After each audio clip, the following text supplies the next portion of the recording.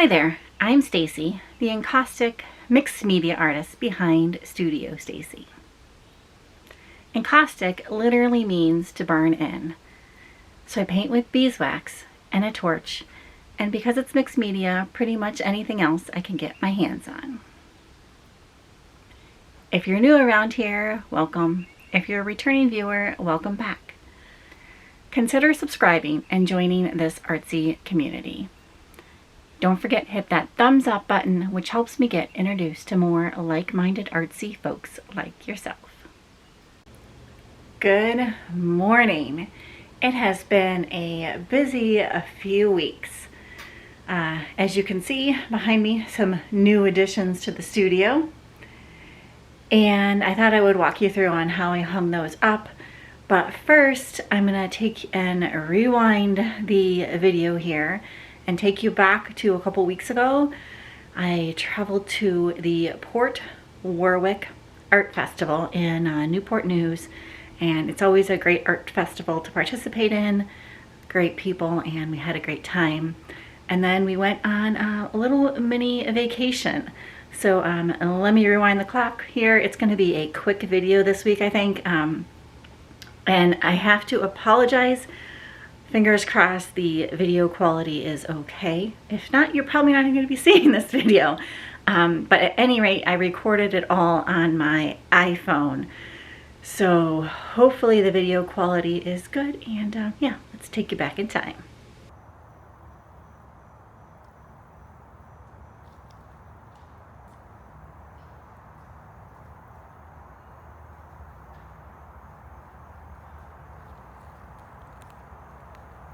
Welcome to Newport News Campground and the lovely Port Warwick Art and Sculpture Festival.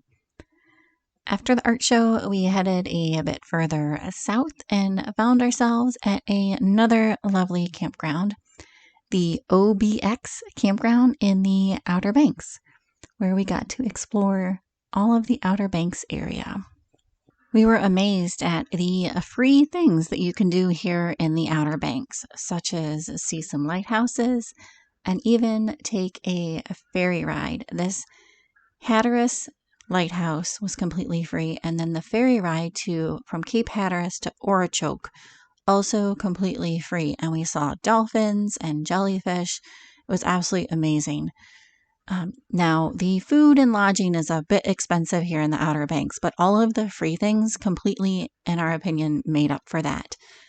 And also, I highly recommend going in the off season. We had a lot of places completely to ourselves. So anyways, back to the video.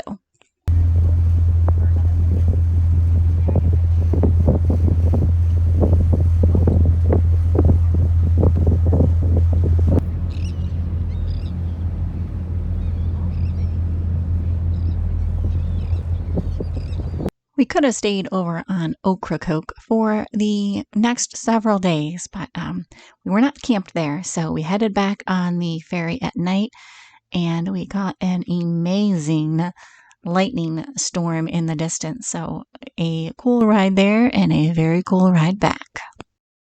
The next morning, we woke up and went to explore the Jockey Ridge State Park, which is full of sand dunes. It was also a bit windy there. Say hi, Dad. A little fun fact about this state park that in 1973, a couple woke up to the sounds of heavy machinery, and to their horror, an earth-moving machine was preparing a residential development site at the base of this Jockey's Ridge. So they pretty much staged a little sit-in, and the dunes were saved, and it's now considered a state park that overlooks the Wright Brothers Memorial. So again, another thing worth checking out. From here, we decided to head a bit farther north to the Curatech Beach Lighthouse, where you can actually climb up into this beauty. And you climb approximately not approximately, I think exactly 214 stairs. And just look at this amazing view. Now, we couldn't just sit back and look at this view. We had to get down up close and personal. So we decided to take a little bit of a risk, and we decided to air down the truck tires and drive on the beach. Well worth it.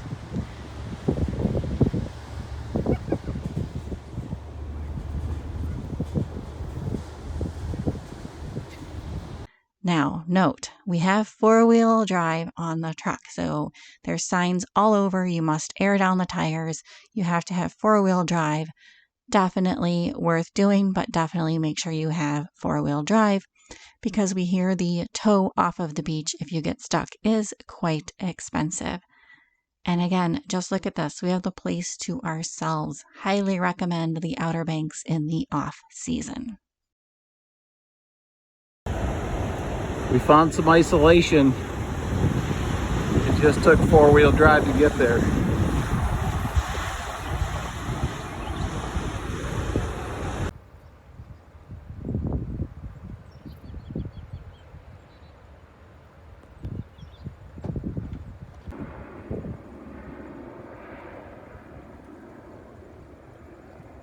We even found some of the infamous Corolla wild horses before we had to head back home for the evening, or rather head back to camp for the evening, which I guess is kind of also home.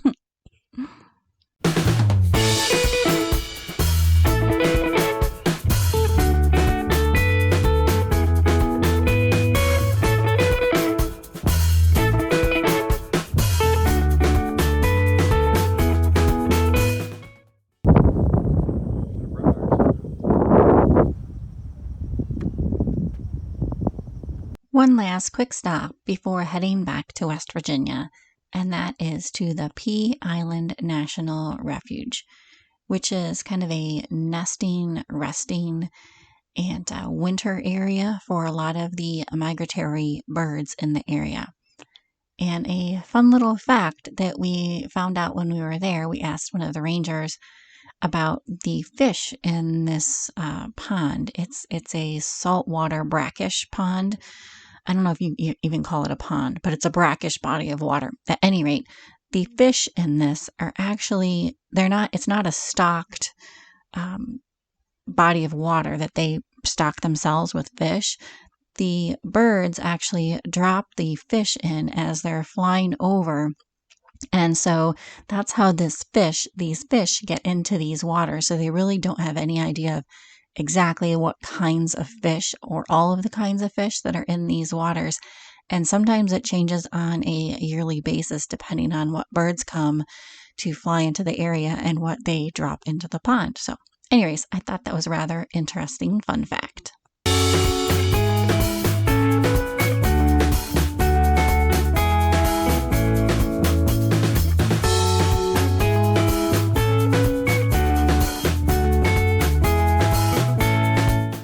We made it back home to our little slice of heaven here in West Virginia, and we have decided to pull the camper in, or rather get the camper into the pole barn, because it is getting a bit chilly here.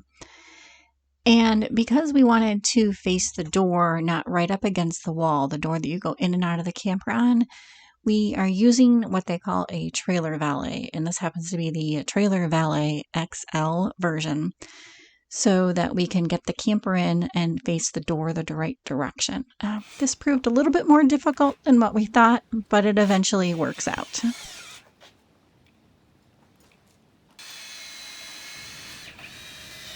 Well, we managed to get the little bubble on the run into the barn. It's a good fit, actually. Seem to have measured correctly here. We had a little bit of difficulties getting it in. I had to get the four-wheeler out to use the winch and really kind of winch it into place, but all worked out. The view from inside the camper is not nearly as nice as the view that we had out to the backyard, but it is warm, it is toasty, and we are quite happy.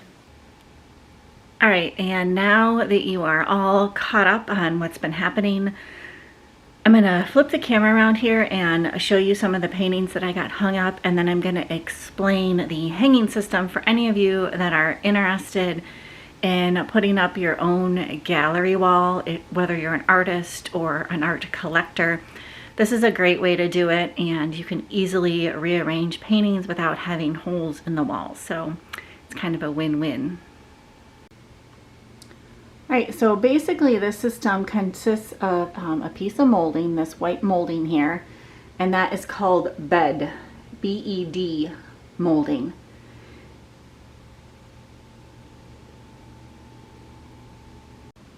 And then these clips hang right on that bed molding. And these clips are made by a company, I don't know if I'm going to pronounce it right, called Stacy or Stace. I'm not really sure how to say that or pronounce that correctly. But they're great little clips. Or rather, I guess I should say great little hooks. They're not really clips, they're hooks. And then from there, that same company makes this plastic wire, and it has a loop on the end, so that loop, whoops, trying to do this one-handed here, just hooks over these clips. Or rather, that loop hangs over the hook. I'm gonna keep confusing this. It's a hook. And then from there, they make these clips, and these clips actually slide onto the plastic wire really easily and nicely. And what that enables you to do is hang multiple pieces of art in a row. So these two pieces of art, I don't know if you can see that, but there's this wire back here, or that plastic wire, and there's those clips on it, of course. And so I have two clips on that plastic wire hanging this painting up, and then two clips on the plastic wire hanging this painting up, using two of the plastic wires. I'm hoping all of this is making some sense to you. But basically, it's a really easy hanging system, and this way it allows me to change the paintings out as if maybe they sell, or as I paint new paintings and want to just hang new paintings up without having holes in the wall. So it's also great for your house gallery walls if you like to switch out different paintings, or if you want to switch out, like, say, family pictures, things like that. It's a great way. And that bed molding is not very expensive. You can get it at your local hardware store or lumber store. So yeah, it's a kind of an inexpensive way to have a fun gallery wall that you can mix up anytime you want to. So hopefully that's helpful for some of you. Just a forewarning as well, I may be taking the next week or 2 weeks off here on YouTube. It's crunch time here. It's definitely fall and it's getting cold, so we're really trying to get a bunch of stuff done in the pole barn so we can move into that.